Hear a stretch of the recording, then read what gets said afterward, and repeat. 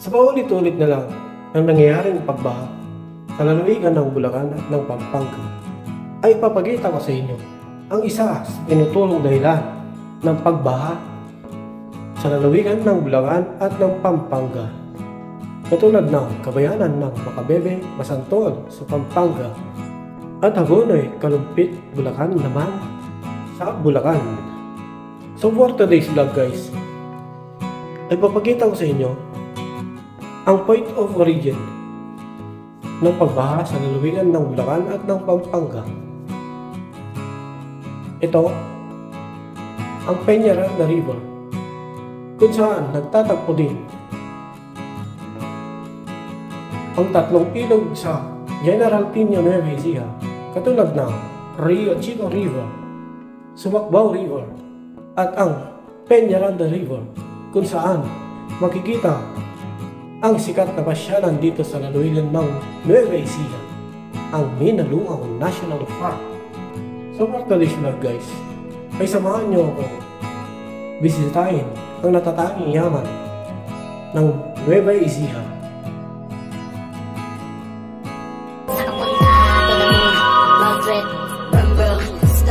So good morning guys, nandito tayo ngayon sa Malasakit Bypass Road ng Gapan. Ito yung sakop ng Barangay Pambuan. Ito guys, papunta to ng Peñaranda, galing ng Marlica Highway.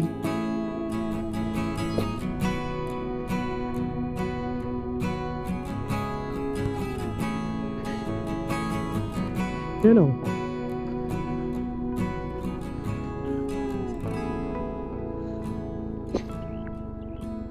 Tapos meron din doon sa kabila guys, yung galing naman ng Gapan papunta ng Cabiao.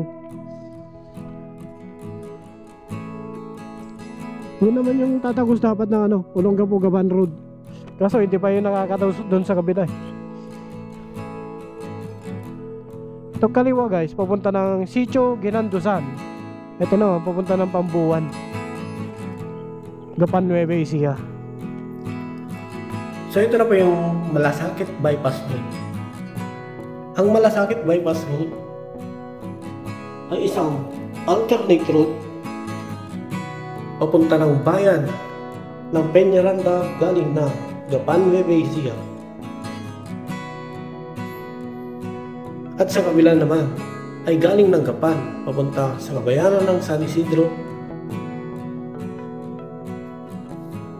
hanggang makarating ng Cabiao, Nueva Ecija.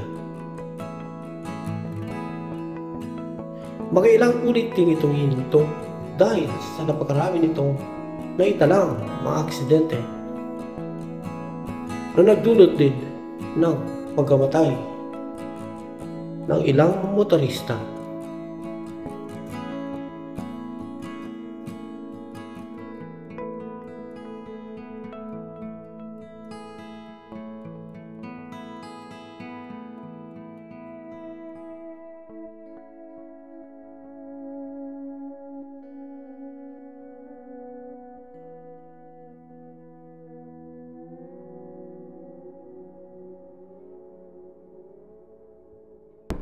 Ayun guys meron mga power line dito ng NGCP.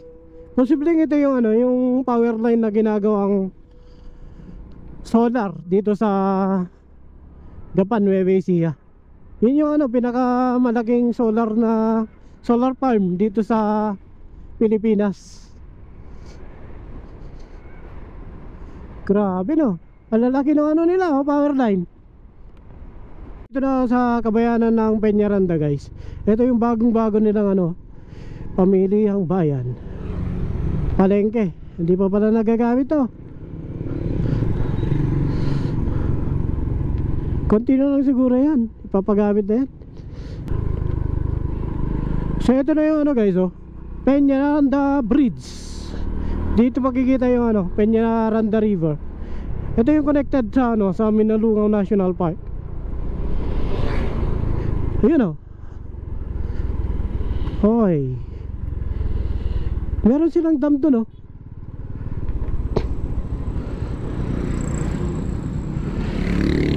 Ayun yung kanilang dam guys Minsan pag pag napuno yan doon, umaapaw na lang siya, nag-overflow. Yan, connected din to Kalaunan doon sa Pampanga River, guys. Bukod dito, guys, meron pa ditong ibang ilog na connected dito sa Peñaranda River. Yun yung makikita naman doon sa General Tino, yung Rio Chico River.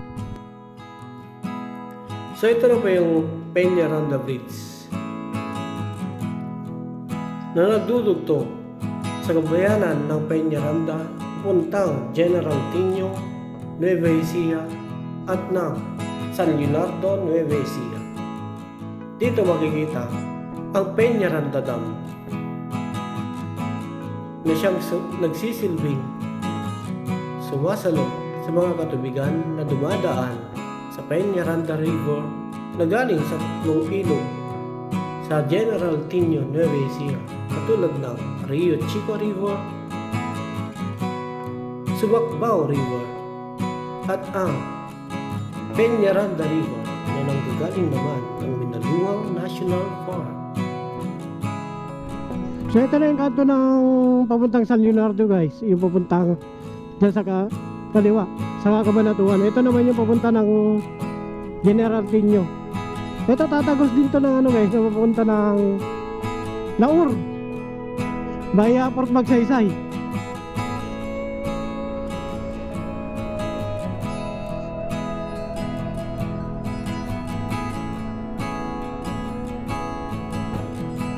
So ito na yung boundary ng guys, Peñaranda at ng Papaya. Papaya kasi yung lumang pangalan ng General Tino, Nueva Ecija, guys. Ayan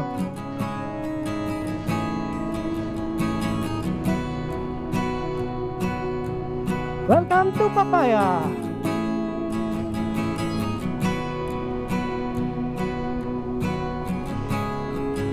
Dito sa General Tino, guys, dito na magtatagpo yung Peñaranda River saka Rio Chico River. Welcome Barangay Rio Chico. So dito na tayo sa guys, Barangay Rio Chico, General Tino, Nueva Ecija. Dito yung makikita yung guys, yung kung saan nagtatagpo yung Rio Chico River saka Peñaranda River. Ito na yata yung tama ba? Hindi pala.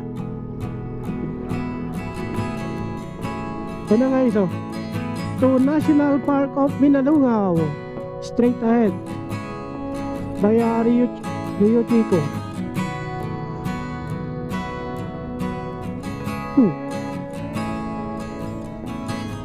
Barangay Pias, Minalungaw National Park, now open, straight ahead. Ito yung guys dyan yung tulay na hindi pa natatapos. Tingnan natin muna yung yung kabila. So ito na po yung daan yan. May ginawa na pala dito alternate route na papuntang Minalungaw National Park.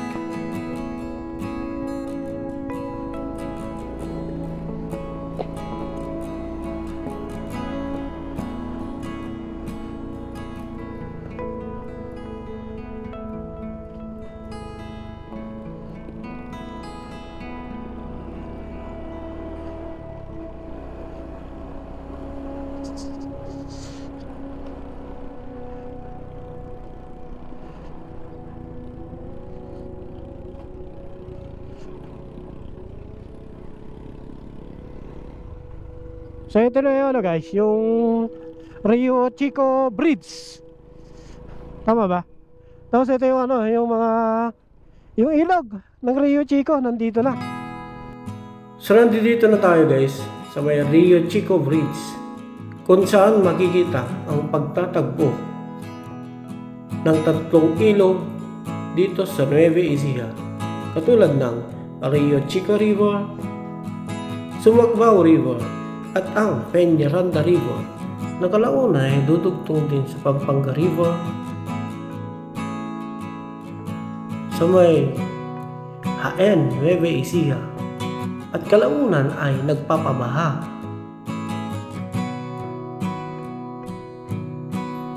Sa sa ilang kabayanan ng Pampanga at ng Bulacan. May mga tao sa baba guys oh. Ayan. Ayan sila. Ano kaya kinukuha ng mga to?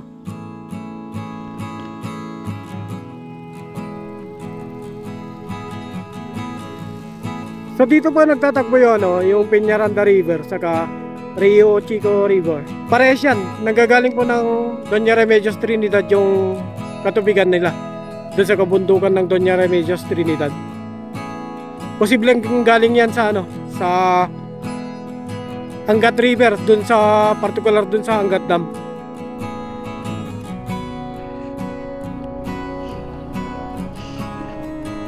Itong daan na tong pala guys, papunta dun sa kabilang side ng Minalugaw National Park.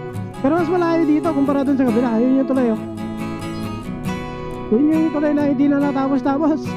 Actually tapos na yun guys. Kaya lang nagkaroon kasi na yung yun, problema sa right of way. Yung pang dudugtong dapat dun sa kalsada, hindi pa nabibili. Kaya hindi pa rin na dudugtong dun sa may highway nila. So ito na po yung kabilang tulay oh. Ayan oh, kapiraso lang oh. Yung harapan lang dapat yung kailangan eh. Ayaw pa ibenta ng may-ari. Sayang naman. Ayan guys oh, hindi tuloy madugtong-dugtong doon sa sa highway. Konti lang naman.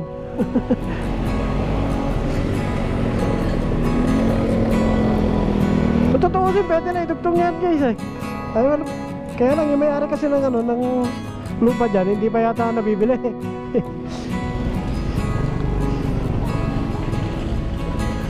Kaya ito pa rin yung yung lumang tulay pa rin yung ginagamit nila ng mga residente dito. Tagal na yan.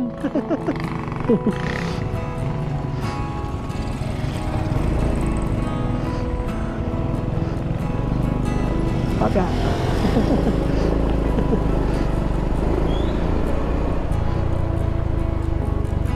yung mga nangingisda.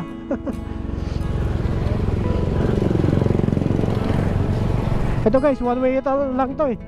Bigayan lang dito.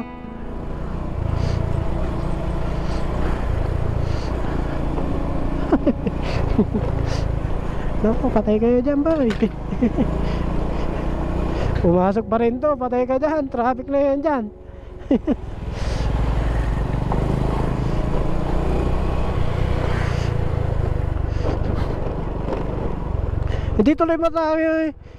Hindi tuloy magamit-gamit ng mga taga rito to guys. Kasi nga hindi pa rin hindi pa rin nabibili yung lupa doon. Ayun sarado pa rin. Bukas yun Minalugaw National Park. Diretso lang. Magbabayad ba? May bayad po? Wala? Sige. Thank you.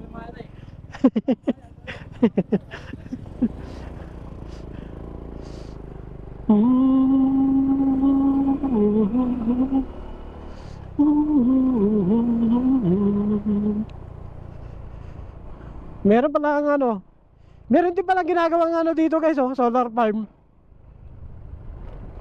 Yun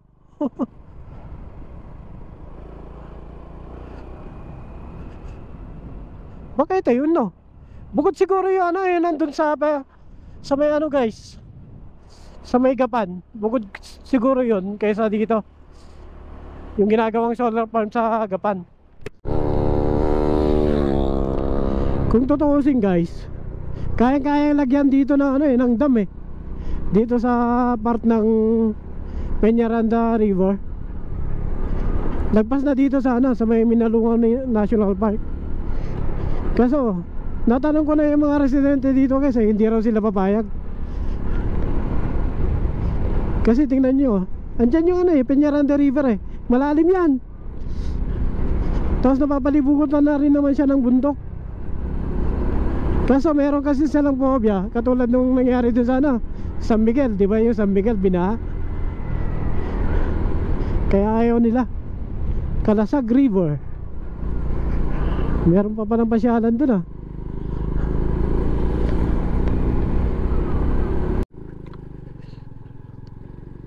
Maganda na pala daan dito guys ah. So kaya ito papunta na.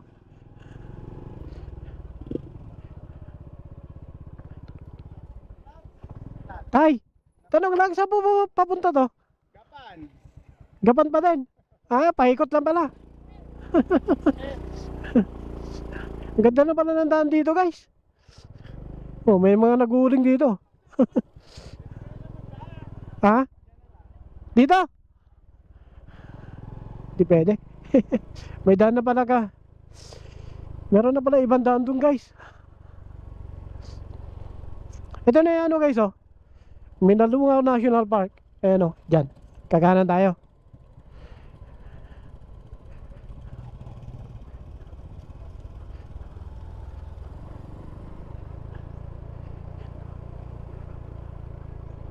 Okay, para. May entrance ba tayo? Ayun, magkano po? 100. Kahit ano lang, sightseeing lang.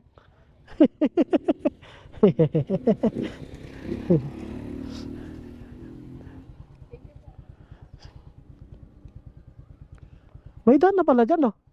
May tagos ba dyan papunta ng Doña Remedios? Mahirap po yung daan ko. Ah, mahirap pa rin.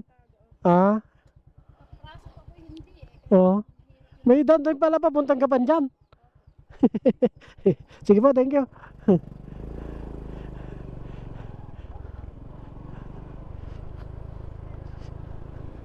Dito pala nagbabayad ng entrance guys. 100 pesos. Magsa-sightseeing lang tayo. Hindi na ako maliligo guys. Titingnan ko lang to. Actually naligo na ako dati dito eh. Malakas kasi agos dyan. Tapos ang lamig-lamig ng tubig. Welcome to Minalungaw National Park. O diba? Nung panahon ng pandemic guys, hindi ako nakapasok dito. Doon ako sa gilid dumaan. Tapos nag-get crash kami papunta dito. Pwede naman yun. Tapos sinita kami ng ano, mga bantay dyan. Mga pasaway kasi yung mga nagdadive.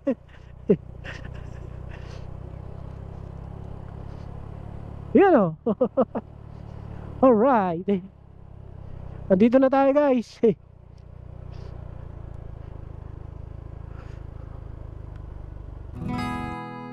Ang Minalungaw National Park ay isa sa mga natatanging pasyalan at yamang kalikasan ng lalawigan ng Nueva Ecija.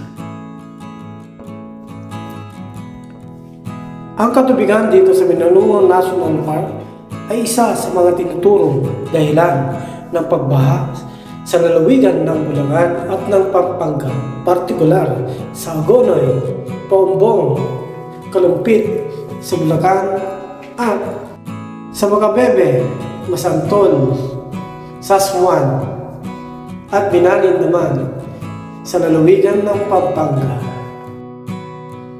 Ang lahat ng katubigan na nanggagaling sa Peñaranda River ay tutungo din kalaunan sa Pampanga River, kung saan makikita ang Condado Dam, na kung saan ay nakita natin sa sobrang dami ng tubig baha na dinadala ng Pampanga River ay umaapaw na ang naturang dam na siyang nagiging dahilan ng pagbaha sa mga karatig lugar nito katulad ng Candam hanggang sa dulo kung saan makikita ang bayan ng Masantol at ng Macabebe, Pampanga.